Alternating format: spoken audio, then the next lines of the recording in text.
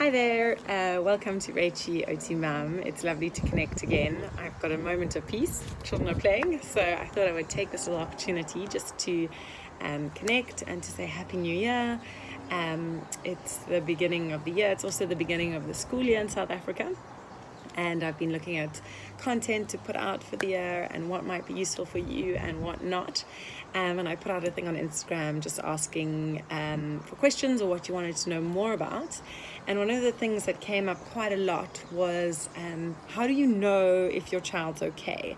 How do you know if there are difficulties? What should your child be doing and shouldn't your child be doing? And how do you know that? And how do you know when to seek help, when to go to a specialist, to look for support, to support your child more? So some people gave specific ages of their children, and some it was more of a general question, and I'm going to answer it in a more general way. And the reason for that is because there are expected norms that children do at different ages, and there are milestones, and there are wonderful books and apps which you can get which will tell you the milestones for your children. But I just think that you have to be very careful because milestones are very broad. And the reason that they're very broad is because the brain is so complex and so multifaceted, and development is not linear. So it's not like X happens and Y happens and Z happens. Yes, there are foundational skills onto which more complex skills are built, much like a brick wall. But you might find that your child has plateaued a little bit with their motor skills, and that could be because the brain is busy doing a lot of language processing or social emotional processing. So our brains all develop in different ways, both from their genetic predisposition and from the environment that they're in. So milestones can be useful, yes, and they help if they give a global look at the child, and they help us see, is there one area that consistently a child is falling behind in, and maybe there's an underlying cause. So as professionals, that's quite useful to us. It also helps us look at, over time, is this child developing milestones across the board slightly late, and is there an underlying reason for that global delay? So that is more the reason that they're useful. I would never advise that you chase a milestone, and you might find that your child is fine, but there's a sort of a skill that they can't do, maybe jumping on 2 feet or maybe hopping, and that's never actually a problem. It's never a problem if there's a splinter skill that a child can't do, and training a child to do a skill is just going to enable them to do a skill. It's not going to necessarily address any underlying problem. So what can you do, and how do you know if there is a problem? So one of the first things I always say to parents is, if your child is of school-going age, whether it's nursery or later, if the report that you get describes a child that is different to the child you know, it is a flag. So it's a flag of one of two things. One, either it's just possibly a very generic report and the teacher hasn't managed to capture your child, or it is a sign that your child is different at school to how they are at home. So if you have no concerns at home, but you get a report and it's outlining a whole lot of concerns, the first thing you need to do is talk to the teacher and have a richer discussion, a more detailed discussion about what is going on with the child. Because if the child is performing differently at school to at home, and it could be that the child is performing better at school than at home, and you're worried at home, but when the child gets to school, they're able to do things, or vice versa.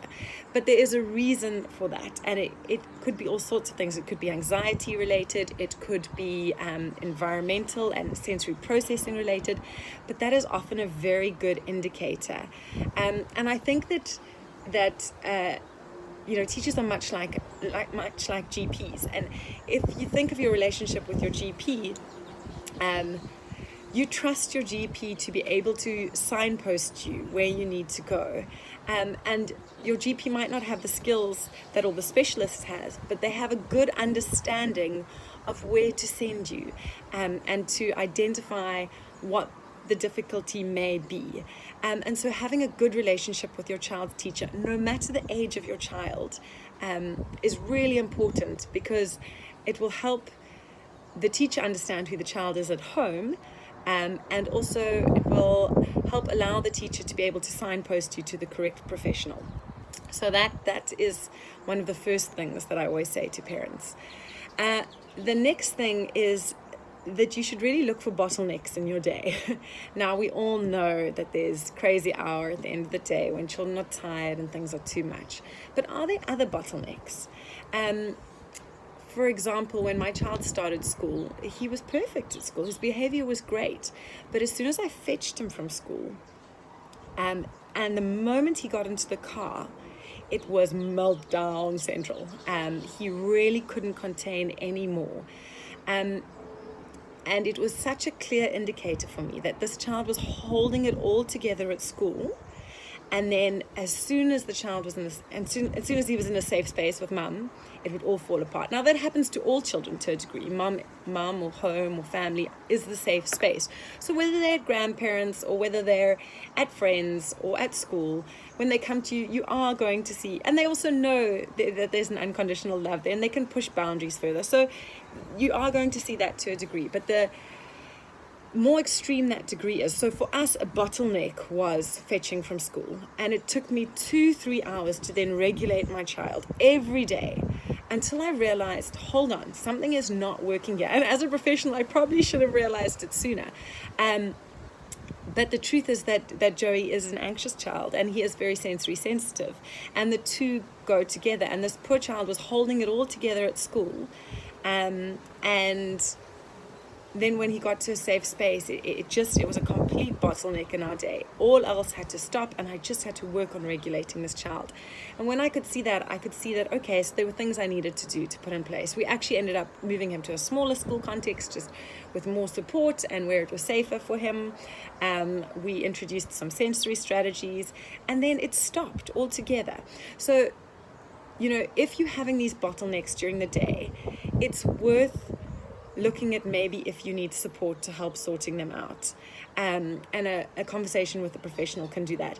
Very often, if there's a sensory processing problem that's either affecting your child's regulation, so the ability to modulate and regulate their levels of arousal and alertness, or if there's a sensory processing problem that's affecting their praxis, so their motor planning, you'll get these bottlenecks.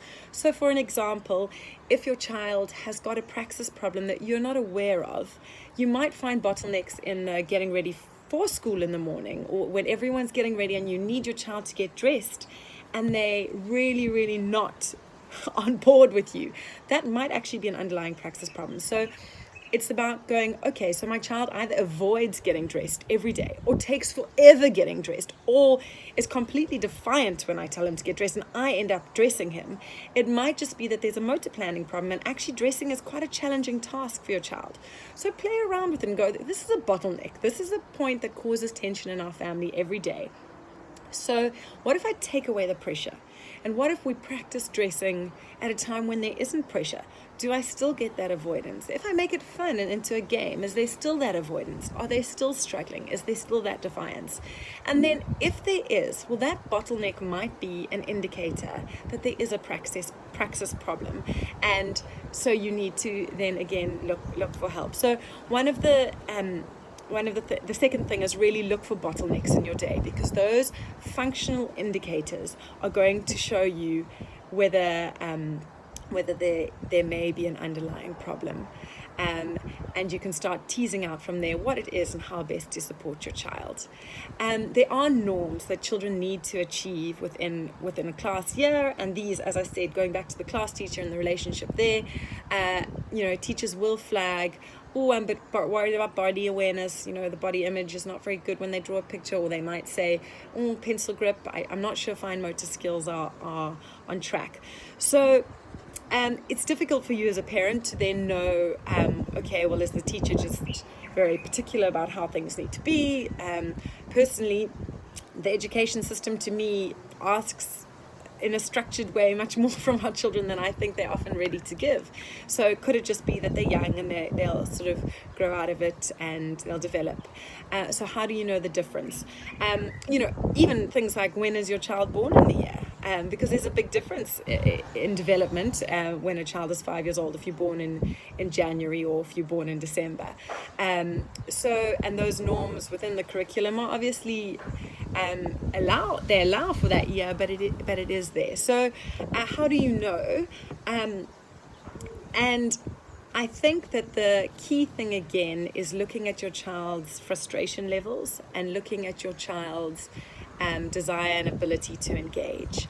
And some children aren't interested in the fine motor skill stuff, and that's because they're still working on developing the gross motor foundation skills. And that's okay. The question is, can they build on the skills? So if you play with them, are they able, can you extend them on whatever it is they're choosing to play on? Are they able to focus and attend and concentrate enough and then sequence motor skills together? Because if they can regulate themselves enough and engage enough and build on their play repertoire, you're probably okay. Because then whatever skills it is they're behind on, you can create environments and you can create situations in which they can do that. But if they are struggling to do that, it probably is that you're going to need some help in supporting them, whether that's in the form of therapy or whether it's in the form of someone just helping you through the steps of how to do that. Depends on the child. But what I will say is that study after study after study shows that early intervention is best. So if you are concerned, take your child for an assessment. It is definitely, if there is a problem, it is worth the investment, because what you spend on the assessment up front is going, the earlier you are is going to save you in terms of the amount of time and the amount of input that your child needs. Don't wait till your child is floundering before you offer that support and help. Give your child that support and help up front and slowly remove it. Think of the swimming pool. You don't throw your child in and expect them to be able to swim and then fish them out. You give them the tools and the support and the structure to learn to swim, and then you let them go in the pool and they're quite confident to do it. So that's really the general answer that I can give. What I will say, and it's incredibly hard, and I struggle with doing it with my children, and I know how important it is, but if you can do 10 minutes a day with each of your children, just 10 minutes of child-led play a day where they lead and you follow and you help build on their play and help them build on their play, it will become evident to you where there may be difficulties. And in that safe space, in that environment, not where you're teaching them, where they're leading and you're just helping build on their play, you will be able to see quite clearly, are they getting frustrated? Do they need support with things? So I can't recommend that enough. I think, there have been lots of studies to show that 10 minutes of child-directed play a day with your child, one-on-one time, has significant motor and cognitive outcomes later in life. So, not to mention all the social, emotional benefits that come with that and behavioral benefits that come with that. So that would really be my take-home point. Spend those 10 minutes a day and you will get to know your child better. And through knowing the child, you will have a clear idea of if they're where they should be. Anyway, I hope that's useful. Please put questions below. I'm happy to answer them, or direct message me questions if you don't want to put it on a general forum. Although I must say, other people's questions often help parents. They things they haven't thought of. But yes, direct message me or put questions on, and I'll give you those answers. Also, if you're struggling to find a therapist and you think your child needs one, you're welcome to message me, and I can help give you some guidelines about how you might go about doing that. Okay, well, have a wonderful day. I'm wishing you all the best for 2021, and I look forward to catching up again soon.